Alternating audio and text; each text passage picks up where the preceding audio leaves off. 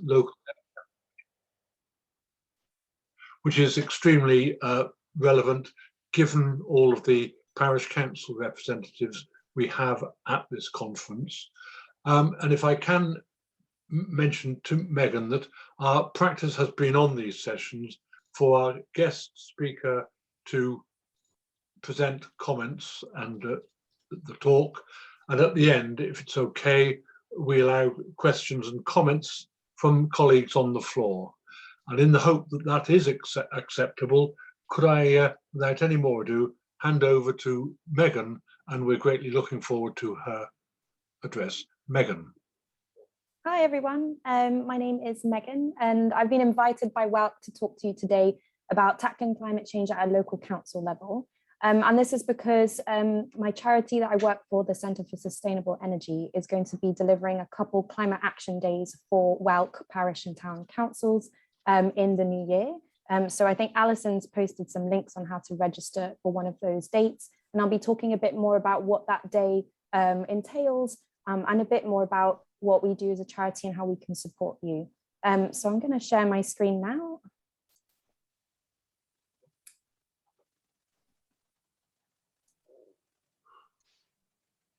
Okay.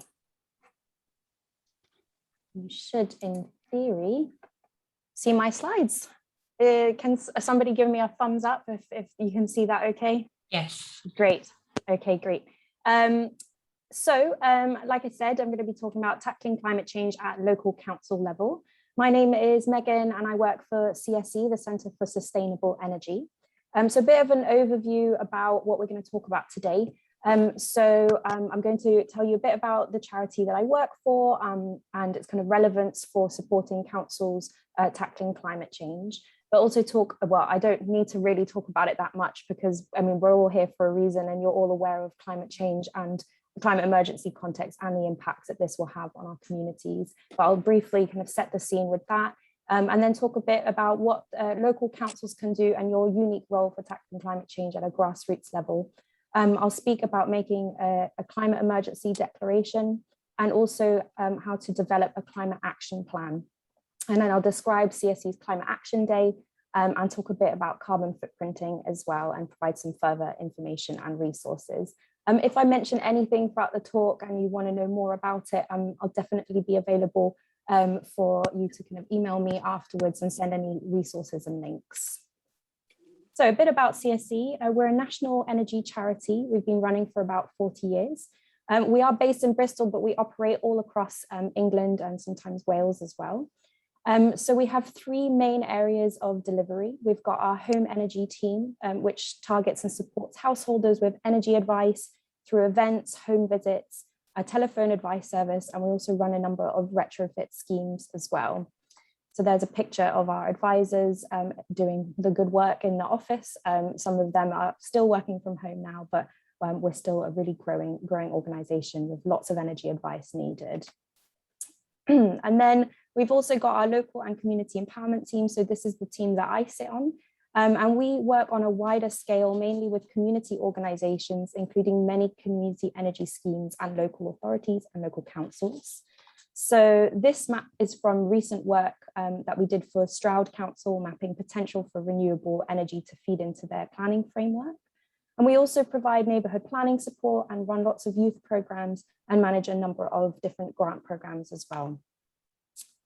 And finally, we've got our research and analysis team, our kind of group of geeky nerds working on data modelling and software development for government, third sector organisations and regulatory bodies like Ofgem. And this is from work that we recently did for Western Power Distribution that was mapping fuel poverty to help them target their support. And we've also got a screenshot here from a tool that we made called Thermos, which is a tool to help with planning heat networks and district heating. So a bit about the climate emergency context. Again, you've been here for a day and a half now at this conference, and I'm sure that you've heard a lot of things. So I definitely won't be going into too much detail. We all know how terrible the situation is. But just to kind of recap, the climate is changing, and it's not really a question of whether, but mostly thinking about how bad it's going to be. So some people may try to tell you that climate change is not well understood and there's a great deal of uncertainty. And that means that you don't need to do anything about it just yet. Or like Alison said before, we can wait until after Christmas, which is the most ridiculous thing I've heard so far. But there is uncertainty, but it's only about how serious it's going to be. It is certain that the climate is changing and human-induced greenhouse gas emissions, mainly CO2, are the driver. And the effects are increasingly obvious here and abroad. 20 of the warmest years on record have occurred within the past 22 years. And July 2021, this year, was the hottest month on record. We all remember the stories in the news about wildfires in Canada, and also every year in Australia and America. And there's also reduced sea ice cover in the Arctic and more intense rainfalls across Europe, like we saw as well this year in Germany. The science is unequivocal. Human-generated carbon emissions are the cause. The uncertainty is not about whether or not global warming is real. The uncertainty is about whether the impacts are going to be bad, really bad, or totally catastrophic. So what trajectory are we on now? So the Intergovernmental Panel on Climate Change is the most extensive source of analysis on potential impacts of climate change. I would probably, if you don't need to read all hundreds of pages of their assessment reports, but there's really good summaries of their findings online. But here's a key points that I've mentioned here. So it explains that global average temperatures have increased by more than 1 degree since the Industrial Revolution, but we need to keep this within 1.5 degrees going forward. They model different scenarios of warming. Keeping within 1.5 degrees centigrade above the world's pre-industrial average will still lead to irreversible consequences. This level of warming could already be exceeded in 2030, which is 10 years earlier than we anticipated in our previous report from the IPCC. It also demonstrates emissions need to be at net zero by 2050 and down by 45% by 2030 to stay at or below a 1.5 degree rise. So a 1.5 degree temperature rise is not an attractive target. At this stage, it's simply the best we can hope for. It's the least worst outcome, and we're not on track to achieve it. Our attention is now focused on the upcoming COP26 conference in Glasgow that will hopefully implement key climate policies aligned with IPCC's conclusions. So what does this mean for the UK? These bullet points are about how global warming is predicted to affect the UK at the 1.5 to 2 degree level. These are by no means the worst case scenario. This is what we're already locked into, and some become very extreme at temperature rise, as temperature rises. And it's important to understand some of the implications of these changes. So we are and we will continue to see sea level rise and loss of coastal areas, including settlements in particular in Wales, Somerset, the Humber Estuary, and London. Increased intensity of rainfall with huge implications for flash flooding, as we learnt a lot about this morning, agricultural damage, and road accidents. More drought and more heat waves, which the NHS is not well equipped to deal with, and our buildings are not either. Heatwave victims tend to be the very old and the very young, and so we can expect to see death rates go up significantly. Without frost snaps as well to manage overwintering behaviours, insects, fungi, and bacteria that don't currently get a foothold in this country will be able to build up year-round populations, and this will change our biodiversity. But the impacts of this are going to be really hard to predict. There's also going to be interruptions to imports of goods and foods, and we had a glimpse of what that looked like at the start of the COVID lockdown. And in terms of migration as well, the impacts in other countries will be catastrophic, and we'll see millions of people displaced. The resulting influx to the UK is both a logistical and also a moral problem. There's going to be massive immigration pressures as people from other parts of the world find it's just not tenable to live there anymore. And who's going to be the most impacted? So it's important that everyone realizes that we're all going to be impacted, from seeing increases in food prices in the supermarket to kind of seeing kind of economies and NHS suffering. But the worst impacts are going to be felt by elderly residents, people living in flood-prone areas, farmers, low-income households, young people, and also people with health conditions or disabilities. So I'm really sorry, I feel like that was very dire for an after lunch session, but hopefully going from now, we can talk about some more positive things that local councils can do and how do we go from here. So why are local councils so important?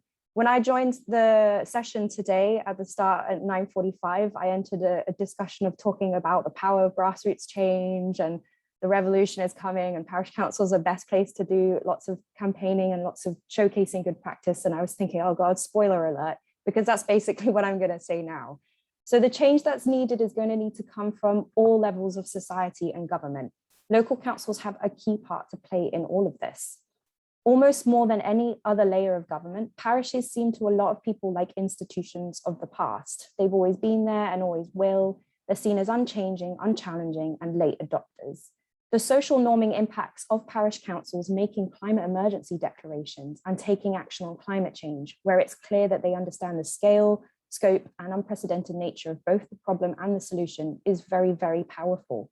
Local councils are also a direct voice for local communities. They understand the local people and their needs and can feed this back to higher tier authorities when making key plans for the area.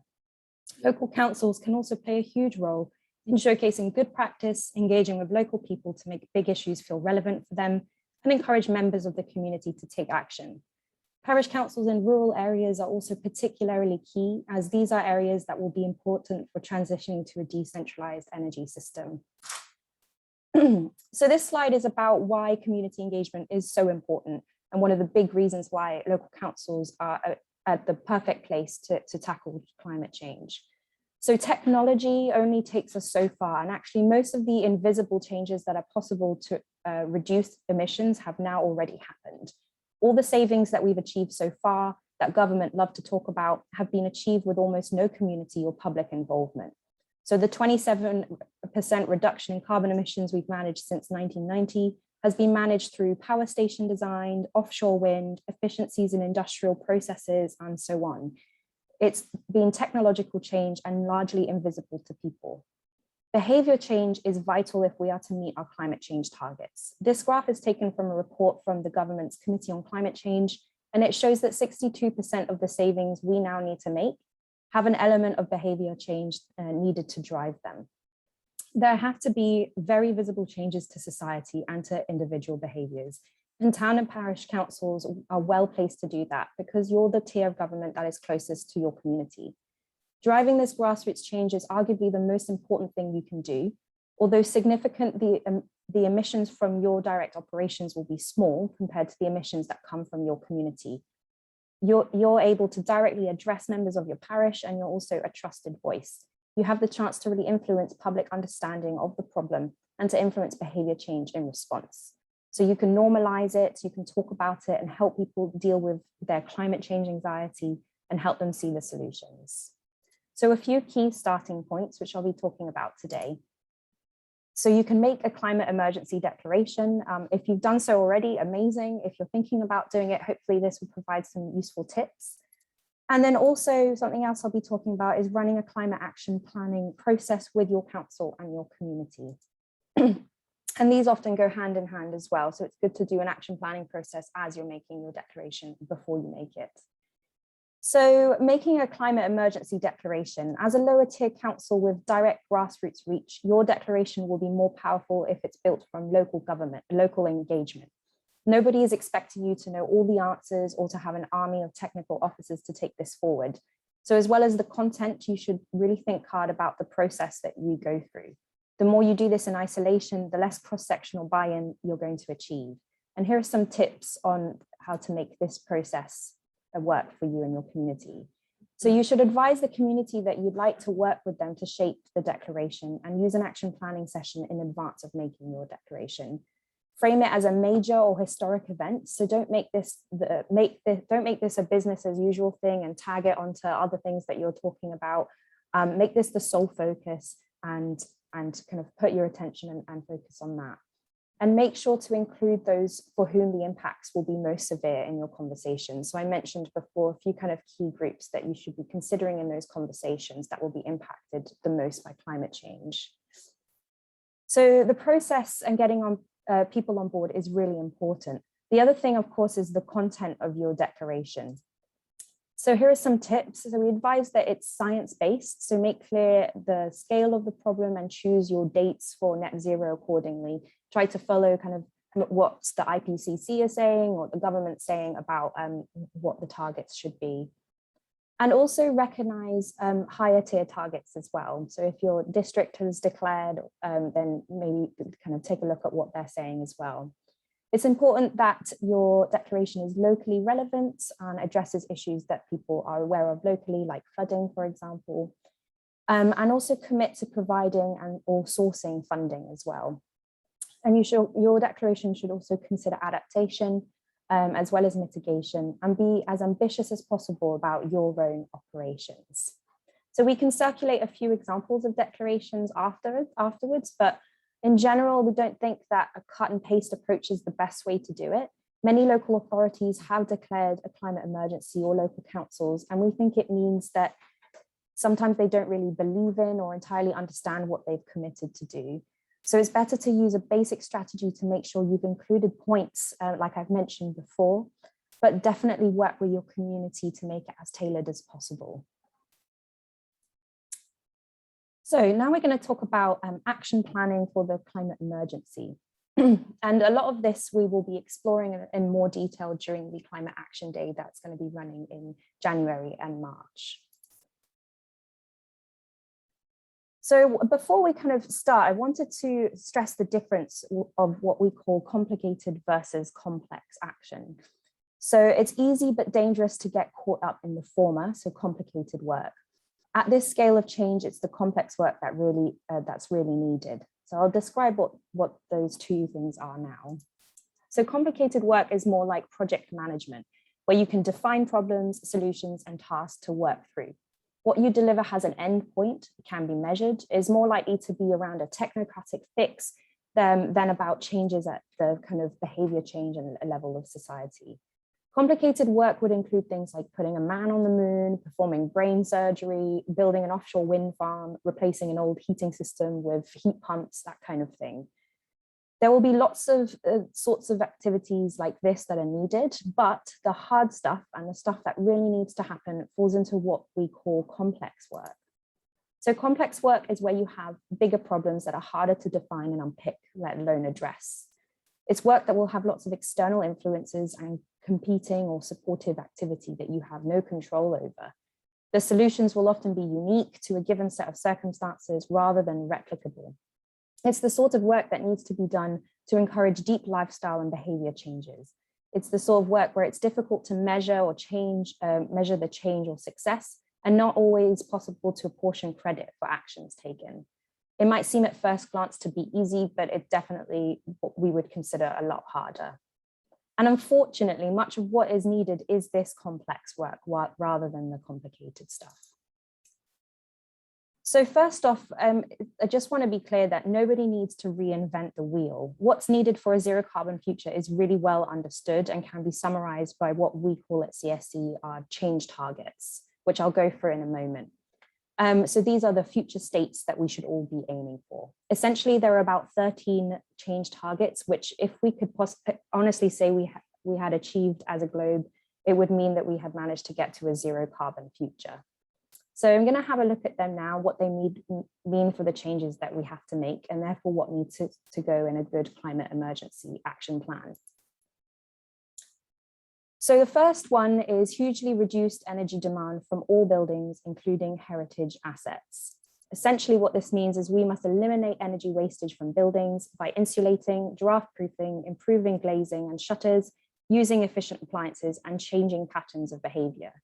Wherever you are in the country, if you get a pie chart of your energy use, you will find that 30 to 40% is buildings emissions. This is one of the areas where government has failed and will always struggle because a one-size-fits-all retrofit scheme for the country is an impossible ask. You know your buildings, you know your builders, and you know your residents.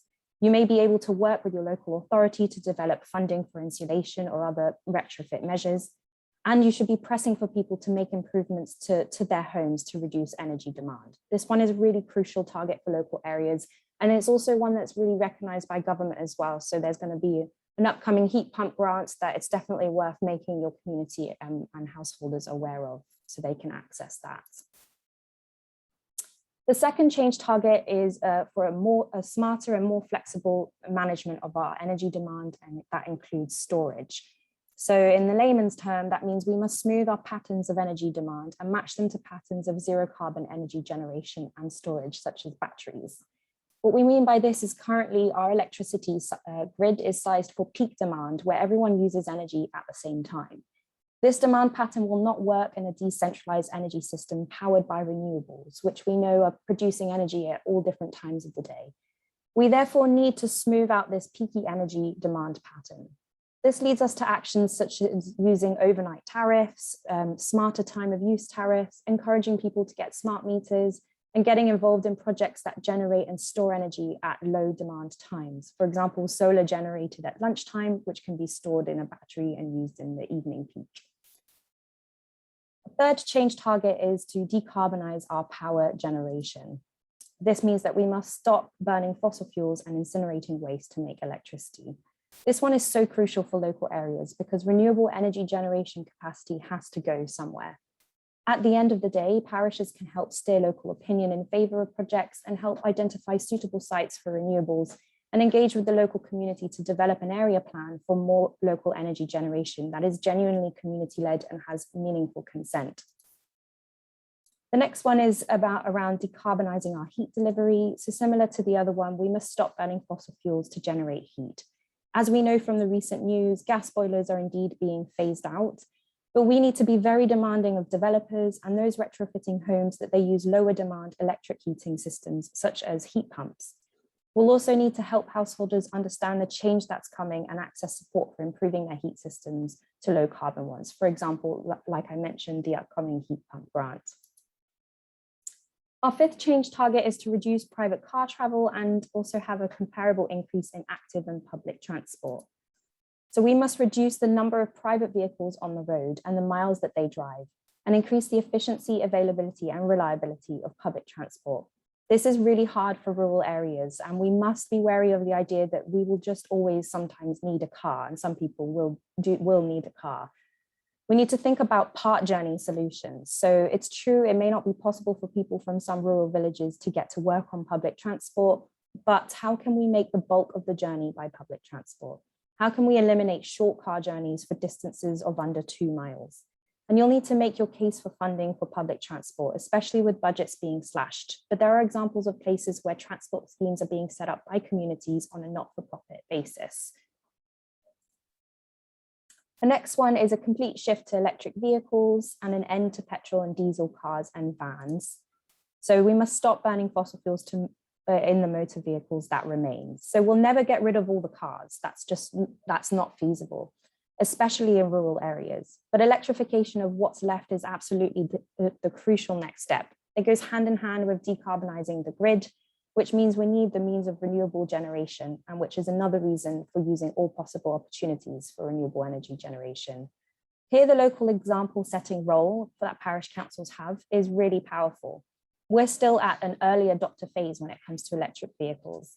Giving people confidence that it's normal is a way to accelerate that process. Providing information events, setting up car clubs, installing more local charging points is a great way to make this conversation happen. The seventh one is massively reduced air travel, particularly amongst frequent flyers. So we must maximize non-air modes of travel and make it financially unattractive and socially undesirable to take regular flights for non-emergency reasons. This is absolutely about changing social norms, including a no-fly rule in your declaration is not just empty words. Figures published in 2019 showed that 1% of English residents took 20% of all the flights, and 46% of English residents didn't fly at all. We have a problem, and it's problem flyers.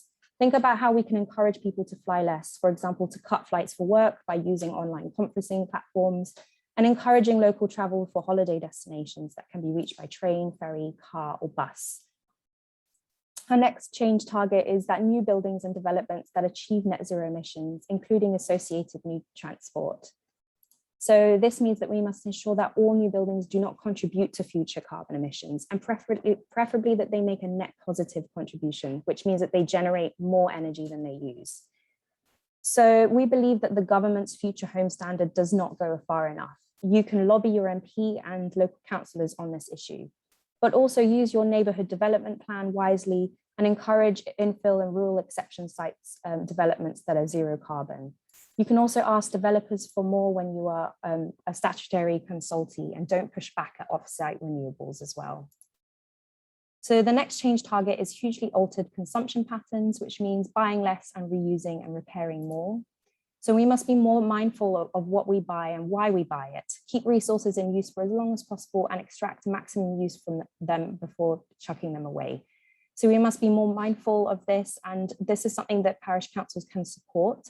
This is all about behaviour change. So getting support from charities such as the Ellen MacArthur Foundation or RAP is really handy for local campaigns and information to provide to residents in your community. You could also set up item swap events or repair cafes, and that's a really common approach and really positive approach to bring the community together to tackle this. Our 10th change target is greatly increased recycling rates to achieve a circular economy model, taking plastics out of the waste stream. This means we must get recycling rates up to a minimum of 65% of all waste collected, and we must not incinerate plastic. We all love to moan about rubbish collection and recycling, and as parish councils, you probably hear a lot of that with your residents. Everyone likes to think they've done their bit when they drop something in the recycling, but also, do we even know if it's the right stuff we're putting in there? And do people have enough information to make sure that they're doing this correctly? So like I mentioned before, the Ellen MacArthur Foundation and RAP are really great charities that have a lot of information and resources. And to achieve this 65% recycling target, now is the time to develop a supportive relationship with the local authority on recycling and waste management and really get people on board. The 11th change target is around altered dietary patterns and reduced food waste. So we must reduce the amount of meat that we eat and waste less of the food that we buy. This is going to be a really difficult part of the transition, especially for rural areas where meat production is key to the economy. Research shows that eating less meat is also really good for our health, and also that British beef and lamb, which is largely grass-fed, has a considerably lower carbon footprint than beef and lamb bought from further afield, as well as some knock-on benefits of preventing land use change on carbon-rich grasslands. So although this can be a really contentious issue, there's a win-win local campaign idea here if you're a beef producing area. You can focus on messaging around eat less, but eat local. Our next change target is widely adopted land management practices that reduce emissions, increase soil carbon, and protect and promote biodiversity. So we must improve the breeding and feeding of livestock, manure and slurry management, plant selection and fertilizer management, as well as improve our green spaces to protect and promote local wildlife. And the next one is, our last one is widespread actively managed and planned carbon storage strategies. So this is one of the IPCC findings. As well as getting our emissions down to zero, we must actively manage the process of extracting carbon from the atmosphere so as to reverse some of the damage that's already been done. Tree planting is a really great way to build kind of community activity, and the Woodland Trust will be able to help you with this. And also pressing your residents to stop using compost containing peat may sound like a really small thing, but it's actually something that can have a huge impact. And pushing for construction techniques in local building as well that's actively storing carbon is another way you can contribute. So that's all the 13 change targets, and we'll talk a bit more about how that relates to your climate action plan in a bit. But before I do that, I just wanted to kind of provide a word of caution. So we have a lot to do, and we need to have made huge progress by the end of the decade. This is not the time to be hoping for a new technology to come on stream. If it doesn't exist yet, it shouldn't be in your plan. And if it's experimental or a bank won't lend on it, it shouldn't be in your plan. If people come to your action planning session or to you as a council in general and constantly referring to not yet available or it's just over the horizon technologies, then these need to be called out. The reason this is so important is that people are really, really attracted to what are called techno-fix solutions, things that look like, sound like, and act like something we already have, but without the pesky side effects. They allow people to believe that we can carry on living essentially in exactly the same way, meaning that very few personal changes will be needed. The techno-fix solutions are comfortable, attractive, and unthreatening, but mostly they don't exist or not yet. Be aware of people talking about these solutions. This is an emergency, and every day that goes past using current system settings means ongoing accelerating emissions that push us to the brink. If there is a cheap and effective carbon capture and storage system available in 15 years, then we can look to move to that then. But right now we need to look at what's already in our power. So we've looked at all the changes we as a society need to make, and you're probably thinking that some of those are way, way beyond the influence of a parish council. But actually you could take all of those changes and make most of them at least partially relevant at parish level, and even the personal individual level. It's about working out what is the contribution you can make using all the levers you have available to you. If we all take the starting point that there are bits that we do and bits that we leave to someone else, then there's always going to be a lot that falls in the gaps. Better to have a lot of people duplicating effort than a vacuum on some crucial issues. So when you're working on your action plan, you may find yourselves looking at the change targets and thinking, what can we do to address this? And you'll start with questions like, what do we buy? What building do we work from? How do we travel? How do we deal with our catering? Where do we buy our electricity from? These are all good questions, and they almost exclusively fall within your direct control lever of influence, or perhaps one that we call procurement and commissioning. These are functions which are about looking at your council's direct operations and the services and goods that you bring in. But your emissions will be a tiny fraction of the parish as a whole. And this comes back to the slide about complicated versus complex work. This would relate to complicated work. If you only focus on the things that can be fixed by project management style approaches where you measure and monitor change, you will fail to address the bulk of the problem. There are lots of other levers of influence that we would consider to be part of a complex work. So the place shaping and social norming elements of what a parish council can achieve are so important here. These include using your powers to control how local developments occur, or demonstrate and promote good practice, bring people together and effectively engage with them to make changes in their own lives and support changes in the area. Yes, you must set your own house in order by asking all those questions about how your building is heated and powered, whether you can generate any energy yourselves and so on. But looking more broadly, what else could you be doing to lobby for change in your area and encourage behavior change and help showcase good things? So this is what we would call complex work. So a bit about using what we call our action planning matrix, which is what we use during our climate action day to help you develop the beginnings of an action plan. So essentially we're bringing together all the change targets that we looked at and all the levers of influence. To create a comprehensive action plan, you need to consider every change target against all your levers of influence and gather together a meta collection of all the things that you could do. This is absolutely not a simple task, and it's something that's good for the hive mind, which is why in our climate action days, we all work together to kind of work on this plan. If you wanted to do this with your community, then definitely make a day of it, and maybe stretch it over a couple days, and really, really look at all of the levers of influence that you have. So we call when we do this activity, we put it in this big spreadsheet, which we call the action planning matrix. So each, we have like one tab of the spreadsheet for each lever of influence. So this one, for example, is the sheet for showcasing, which is demonstrating, promoting, rewarding good practice. And down the left-hand side, you have all the change targets. So you can only see the first kind of 3 out of the 13 here. So in the kind of second column there, you can write here everything that you might do under the showcasing lever of influence against each change target. You might not have much in every box, but it's about thinking of all the things that you could do. We also have a bit for selecting how long the time frame is to completing that action, but also drop down lists for various co-benefits as well. And this is really useful for showing people that your climate emergency activities bring other benefits as well. For example, saving money for people or providing kind of opportunities for upskilling and things like that. So this is really time consuming to do on your own, and you're unlikely to think of anything like the full list. So it's really good if you can benefit from bringing lots of people together to work on this as a group. So the process can be used in paper format as part of a community action planning day. So we actually did this before the pandemic hit. We were running our climate action days in person. We managed to do just 2 of them in Derbyshire, and then a week later, lockdown started. And we then developed it to be online. But you can do it in person.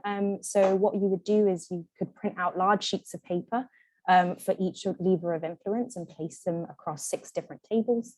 And you would arrange the attendees into 6 groups, each with one of these papers. One group will have one headed direct control, another one would have procurement, another one would have showcasing and that kind of thing. By using a technique that we call World Cafe format, which is a facilitation technique, each group will then take perhaps 30 minutes to work on their sheet of paper, looking at actions, timescales, co-benefits, and also some next steps and some barriers. And you then ask the groups to then move to the next table and work on a different sheet of paper. So the new arrivals would then add to what's already been written by the previous group. After 3 to 4 rounds of this, you'll have a kind of final 15 minutes where everyone will circulate around the room and add to the pieces of paper as well and see what's been written. And then you have the fun task of bringing that all together into one cohesive plan and writing that all up. So like I mentioned, we've been running these action planning days online now, which is something that you can also do with your community. And we're really happy to provide any guidance and support on understanding what tools you can use to do that. But it's, as we can see through this conference being on Zoom, you can use breakout rooms, you can share your screen, you can annotate things. And this is a really useful way to run these kind of sessions with your community if you can't get together in person.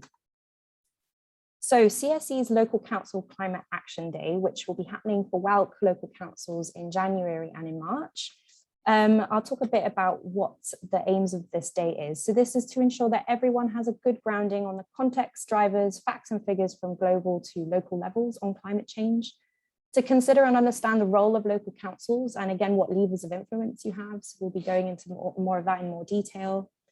To leave the day with the beginnings of a practical action plan for your parish and also be better equipped to address the climate emergency with your community. And we'll also have a session to understand how to effectively engage with your community as well. So this is an example agenda from a previous session event that we ran. So there's the bits in red are basically showing our facilitated exercises. So usually we would show a film or show a presentation, and then we would have some kind of group breakout exercises. So the first one is looking at climate change and local impacts and thinking about what are the local impacts in your community and when is this being felt and by who? And then we have the bulk of our day, which is our action planning session, which is essentially working on the action planning matrix that I was just describing.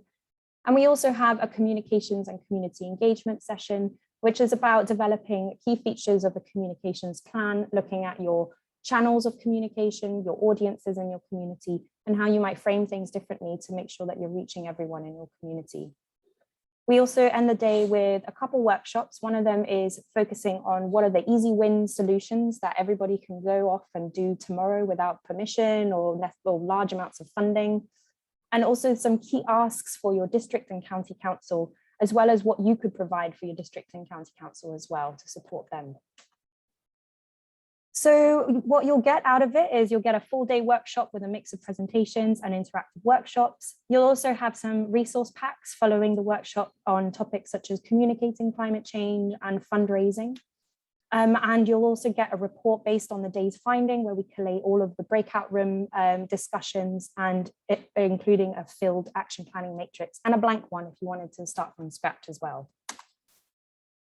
So the WALC Climate Action Days will be held on Zoom. There's 2 dates that I've put here, so you can choose either one depending on when you're free. So there's one on the 19th of January and one on the 30th of March. And I think Alison's posted a couple links on how to register for those in the chat. So before ending, I wanted to talk a little bit about carbon footprinting at parish level. And this is because CSE have recently developed a new tool called Impact, which is a carbon footprinting tool specifically for parish and town council level of geography. So what is it? So it's part funded by CSE and also the Department for Business, Energy and Industrial Strategy and the UK Research Council. The project idea was actually developed by CSE as part of our previous climate emergency support programme in response to requests from loads of parish councils. CSE was working on a consumption-based footprinting tool. At the same time, the University of Exeter was also working on a similar idea using a territorial-based footprinting tool, and I'll explain the difference in a bit. The projects were combined in the summer of 2020 to make one single tool, which you can access just by going online. So why do we use 2 approaches to footprinting? Providing both territorial and consumption-based approaches to footprinting gives us a useful set of information, but users should be aware that the two footprints cannot be compared for the same community. They are really different. They look at the question of where do our emissions come from in a completely different way. Territorial footprints consider all the emissions that arise from activity within your particular boundary. This includes industrial, commercial, domestic, agricultural, road transport, and other transport. But for a small community, a territorial footprint may include emissions from a large farm or factory, much of whose produce is ultimately exported from that small community rather than consumed locally. It could also include proportions of the emissions from a large motorway, for example, passing through the community, which is largely used by travelers and freight that's simply passing through. Thus, local people's choices are not the main drivers of these emissions. A territorial footprint is largely created by taking national and local authority data sets and cutting these down to local geography in as accurate way as possible. We also have a consumption-based footprint, which takes a different approach. This is largely based on household and address level data. It's aggregated this together upwards to the community level. Whereas the domestic energy use part of this footprint will be the same as the territorial one, the rest of the footprint is constructed differently. A consumption-based footprint largely looks at how the people in a given locality live their lives and also includes emissions from things that are produced outside the community, which would potentially include almost all of their food, clothing, appliances, and all those kind of things that we buy, as well as other services they use, such as financial and banking services. From a transport point of view, rather than looking at the use of the roads just within the community, the consumption approach instead looks at address level data on car ownership and miles driven. Thus, a small community with a lot of out commuting would have this non-local mileage taken into account where it's done by residents. But if there also happened to be a motorway running through the middle of the parish, the consumption approach does not include the mileage of those passing through motorists from far-flung places. Territorial footprints can vary widely at this small geography level because of the existence of large factories or motorways or big kind of farms. So, but in a consumption footprints where they vary tend to reflect the relative affluence of a given area. So wealthier places tend to consume more per household, they own more cars, they take more flights, but they also tend to have higher levels of home ownership, savings and investments, giving these communities comparatively high agency over how they respond once they know their footprint. Other factors also come into play for both footprint types, such as the type of housing locally. Especially where housing is solid walled and hard to heat, this can create a large demand for domestic fuel demand. Where an area is also mainly heated by oil, like in rural parts of England, we also tend to see comparatively larger carbon footprints. Road transport use is high where public and active travel infrastructure doesn't exist or is poorly joined up. Understanding the factors like this that drive your carbon footprint then gives you pointers on the best place to focus your activities. We have a saying, which is all models are wrong, but some are useful. We've tried to make this as useful as possible for you, but use it as a guide and not as gospel, and definitely spend some time thinking about the context for why your footprint appears how it does. So you can explore your own parish's footprint. So I've put an extreme example here, which is looking at a community in Surrey, a parish in Surrey called Wisley. So I put the territorial and consumption footprints here to really show you how these can really differ. So this community has the dubious honor of having both the M25 and the A3 running through it. That's 12 lanes of motorway grade road, several miles long. If you look at the territorial footprint, you can see that it's huge and it's predominantly road transport because it has this huge motorway running through it. So they can do very little about these two motorways, but they're huge footprints. But if you look at their consumption footprint, this is also quite high, 28.2. So that's higher than the national average. So they can do a lot more about their consumption footprint than their territorial one. They can think about how to reduce how much they fly or how they can change their diet and things like that. So another thing you can do using impact is that you can compare with another neighboring parish if you're interested in doing that. So the screenshot here shows two territorial footprints for two communities in Devon, Totnes and Berry Pomeroy. So Totnes is a largely urban town, whereas Berry Pomeroy is a rural village with lots of agriculture. Here you can see that Totnes's territorial footprint looks a lot lower than the neighbouring parish of Bury Pomeroy. And that's because Totnes doesn't have this kind of huge agricultural setting as much as Bury Pomeroy does. Also, I forgot to mention, Bury Pomeroy also has a big road running through it as well, which is why its road transport is really high too. But if you switch over to consumption view, you can see that they're actually not that different. So Totnes is actually, if you look at the housing energy, well, the housing energy is the same across both of them. But if you look at road transport for Totnes, it's 4 tons when looked at in this view, which is almost 4 times higher than looking at it in a territorial way. That's because this takes into account all the journeys the residents make, not just the ones on the road within their parish. So it'll be a lot higher. Same with the food. So this is also higher for Totnes than in the territorial view. And that's because Totnes imports most of their food. So looking at it on this basis, Bury Pomeroy doesn't seem that different, and in reality, they're not. They actually consume slightly less per household in terms of goods and services than Totnes, but actually they use slightly more on household fuels, and that's because they're more rural, so they rely on off gas and using oil. And their food emissions per annum are about 3.4 tons, which much lower than the 11 tons per annum when you looked at the agricultural emissions in the last view. It's hard to say how much of the parish's agricultural output is exported and how much is consumed locally, but it's fair to say that in a territorial sense, they are carrying the emissions for other places that are importing the food that they produce. It's worth saying that not all carbon footprints are equal. So when thinking about talking to your community about your carbon footprint, it's also worth bearing in mind who's doing most of the emitting. Low-income households have a very small carbon footprint compared to more well-off households. For the lowest income decile, the vast majority of their carbon footprint comes from trying to keep warm. Be aware that when talking to these households, your focus should be more on helping them understand why the council wants to tackle climate change, and that the council feel its actions on stimulating a green economy and tackling fuel poverty will be co-benefits for them. Be very, very careful about asking low-income households to be frugal. So which is more useful? What's the difference? We recommend using the impact tool just to kind of support your community engagement and identify priority areas. But it's worth noting that don't compare territorial footprints and consumption footprints. They're both really different. Your territorial footprints at this level is largely going to tell you who you need to lobby, and your consumption footprints will help you engage with your community to help kind of make them understand the changes that they need to make in their own lives. So there's a detailed tutorial video on the website on how to use the tool, and if you're really into the data side of things, you can also download a methodology paper there too.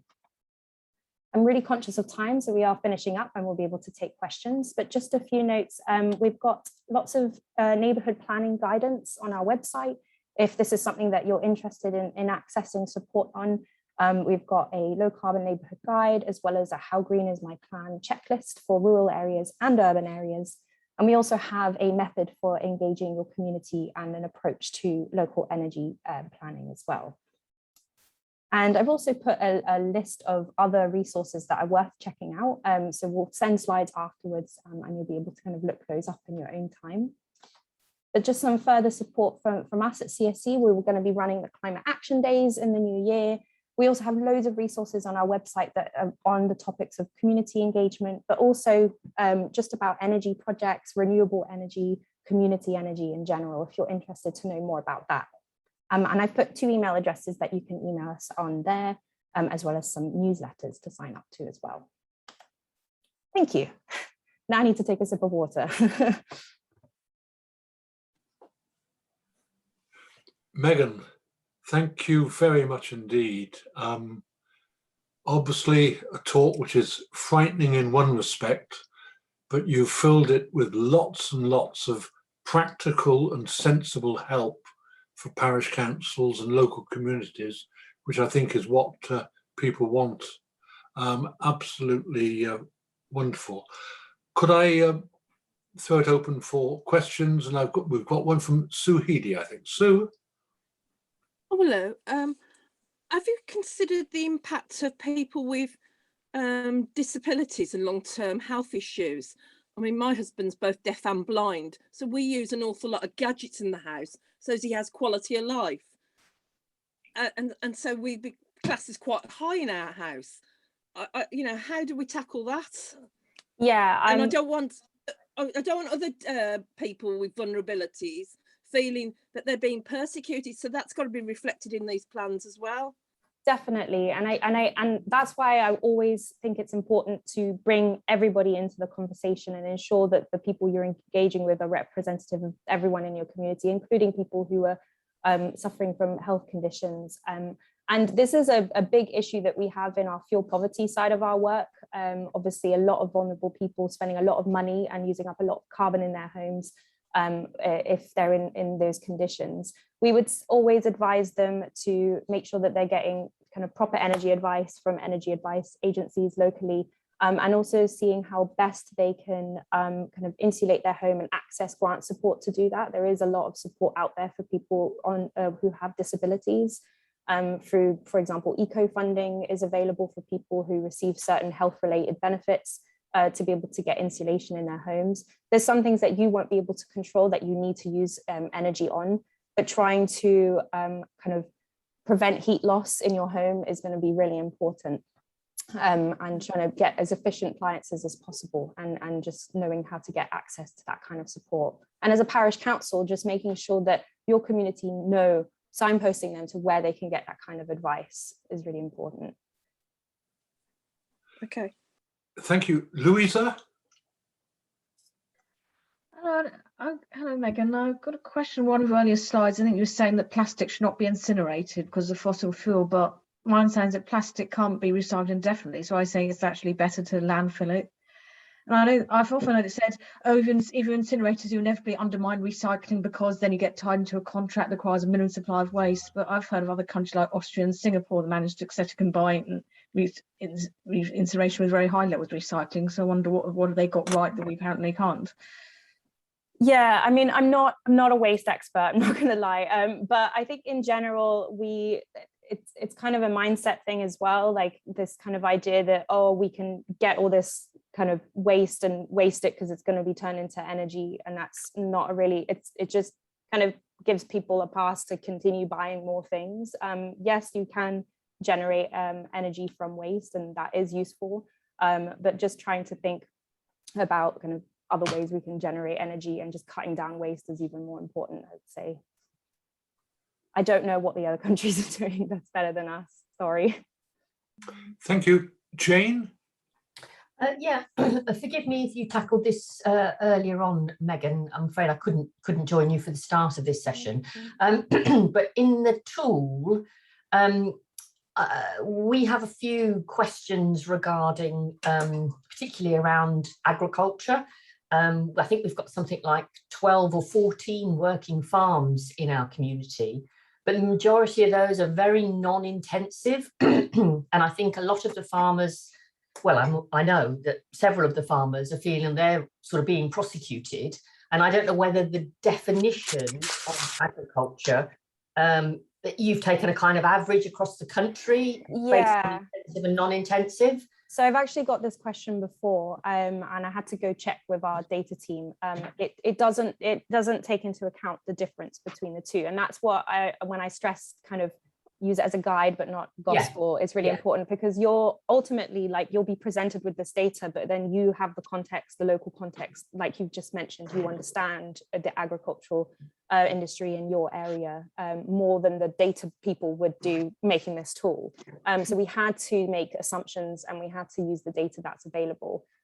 So yeah, I think definitely see what the impact of agriculture is on your carbon footprint. If it's really high, and you know that there are farmers using low intense farming methods, then that's great. You probably, showcasing that, rewarding them, and showcasing it to neighboring kind of parishes is a really good way to go about that. But yeah, I wouldn't kind of look at that and be like, oh no, and get really worried. Yeah, that's helpful, thank you. Thank you. Are there any other questions? I saw that there's a question from Louisa in the chat box. Oh, sorry, Louisa? Louisa, do you want to speak the question? Or one come up from Martin. Hello. I Yeah, think Louisa just unmuted herself Oh, to oh, ask a question. sorry. We'll take that one I'll first. come next. I'll come next. Thank you, Martin. Louisa, sorry. Okay, I mean, this is a bit far-fetched, but I was thinking about, you mentioned air travel, but to be honest, parish and town councils aren't responsible for much air travel unless they have a particularly far-flung twin town.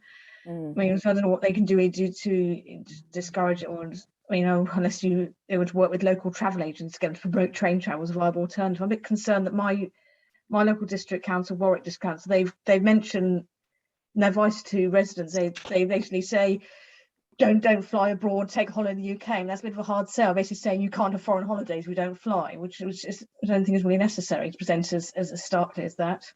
I think flying, like the meat eating, are probably the most contentious topics. Definitely within your own operations, town and parish councils won't have a huge role. If they're noticing that members of the county council are flying to go to some conference, maybe they can have, be like, that's, you shouldn't be doing that. So definitely it's an engagement role. And you're right, it's going to be, it is tricky, especially as we come out of the pandemic where people haven't been flying, and now, they've got people to see. I've got family abroad, that kind of thing. I guess it's just presenting the facts and presenting alternatives, and showing the kind of benefits of taking a European holiday by using trains and what that can give you. And there's loads of like really useful websites out there that kind of run campaigns on this. Is a handy way, but definitely not making people feel guilty or attacking people for flying. Like that's a really key thing, because you don't really know the reasons why they're doing that. Like the people often talk about love miles, and that is important. But I'd say with any climate change communication, with anything where you're trying to encourage a kind of core lifestyle change, definitely don't blame and guilt. Focus on alternatives and ramping up the co-benefits of those alternatives. And really, thank you. It's a good one. Martin. Hi. My question is really about engagement and the neighbourhood plan, which we've just had the referendum for about 3 weeks ago, and it was adopted. And there's very, very strong section which I wrote on climate change mitigation, but you can only go so far because it has to be compliant with the local plan, and especially on planning. We have now got 2,000 new houses in this area. We've built in the last 5 or 6 years. We're in this massive growth because all the housing, we're in a green field site, and it's not green belt, although it's was in the country. And of those houses, you can actually count the renewables on them because they're still going to because the zero carbon new homes was rescinded in 2016. So it's only the ones belonging to housing association. That's one thing. We have all, I think, the statements in the neighbourhood plan, are about aspirations and the strongest ambition, because you can't put "we will" because it will not then be compliant. So that is one thing. And that's why I was saying, when you said zero, we can claim, because the local authorities claim a zero, emergency. And we will go along with that. No, that is not, it isn't actually echoed in the neighbourhood plan. It is, I suppose we have to infer it because we're following what they're doing as well. But the other big thing is getting engagement. I started this roughly like you did. We started a thing called TRACK, which is Textbook Residents Action on Climate Change, the name of which was suggested by Bob Sherman in Harbury, who's a major leader in local energy, renewable energy production. Anyway, I've tried to do the same here. It's extraordinarily difficult to get buy-in from people. I can write articles in our parish magazine when we had them, and they stopped. And then COVID, I was still doing, and we did FaceTime. We got a couple of people. The only other active person is a fellow parish councillor. Even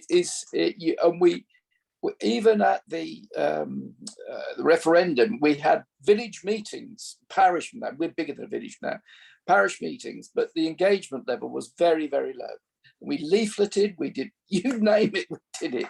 We're running low on time. Yeah, sorry, I'll just stop. I'll go to mute.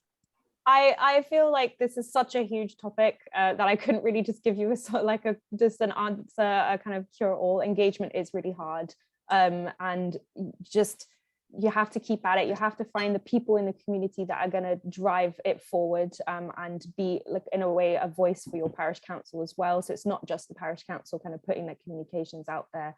You've got to really, we've got lots of kind of guidances up on our local energy resources page on effective community engagement that feel free to take a look at. And this is something we'll also explore in the climate action days as well. It is a huge topic. So yeah, but you're doing good work. Thank you. Have we got time just for two last questions? John had a question. John Denny. Hi, Megan. Wow, you've blown my mind. You went at such a rate and such a pace that I just could not keep up. I'm sorry, it was a lot of content. Clearly, this thing is so complex and complicated, to use your own descriptions, that I think I'm following the last guy who was talking about engagement, and you started with science-based, and that should determine dates. And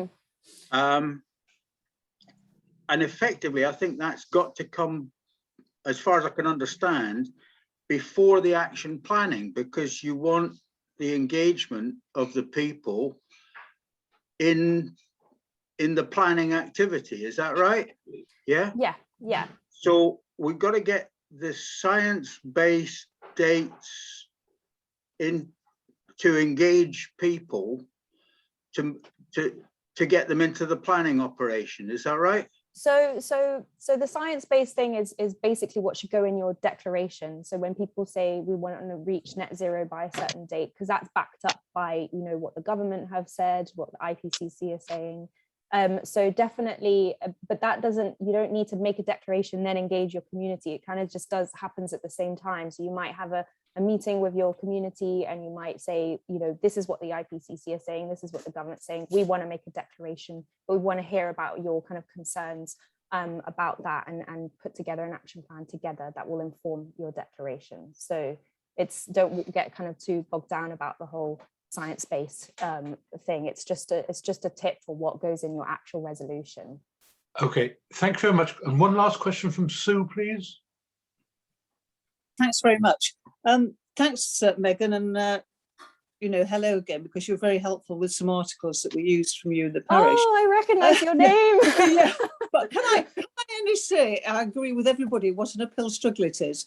I've eventually got the date from the parish council for a drop-in session in November after all this time, and it's still half-hearted, and I can't get it as a complete session, I'm afraid. It's got to be with other parish issues. But just picking up on that, where South Gloucestershire now call it a climate and nature emergency. Mm-hmm.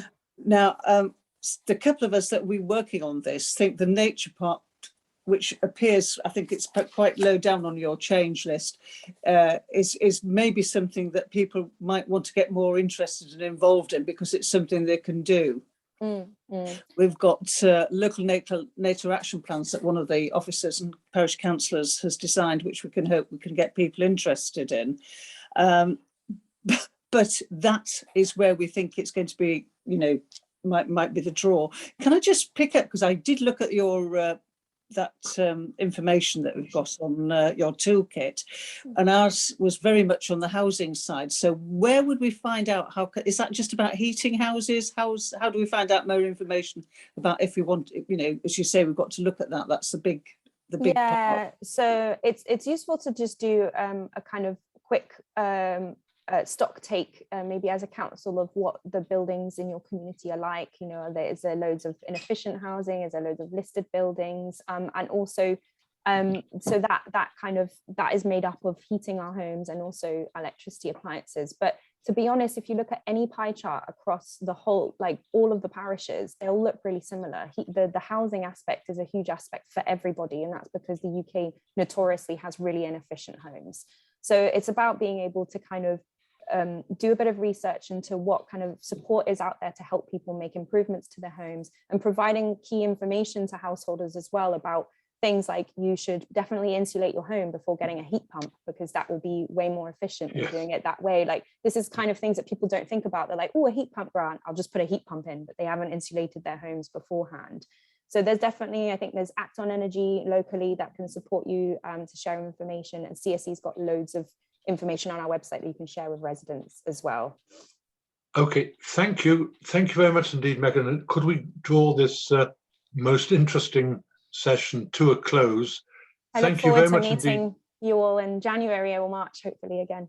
Thank you for having me. Well, that's right. Even though that's after Christmas, we'll but thank you so much. And can I ask everyone to show their appreciation in the normal way? Thank you.